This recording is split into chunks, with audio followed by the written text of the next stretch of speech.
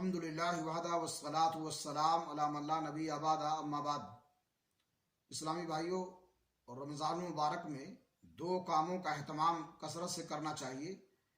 ایک فیاضی و سخاوت کا مظاہرہ، دوسرے قرآن کریم کا دور، یعنی ایک دوسرے کو قرآن کریم کی ایک منزل سنانا چاہیے، جیسے دو حافظ ایک دوسرے کو اپنا مختہ سناتے ہیں، کیونکہ رمضان المبارک اور قرآن کریم کا باہم بڑا گہرا تعلق ہے۔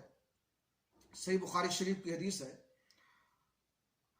عبداللہ بن عباس رضی اللہ تعالیٰ عنہ فرماتے ہیں، کان رسول اللہ صلی اللہ علیہ وسلم اجود الناس وکان اجود ما یکون فی رمضان حین یلقاہ جبریل وکان جبریل یلقاہ فی کل لیلۃ من رمضان فیدارسہ القرآن ورسول اللہ صلی اللہ علیہ وسلم حین یلقاہ جبریل اجود بالخیر من الریح المرسلہ۔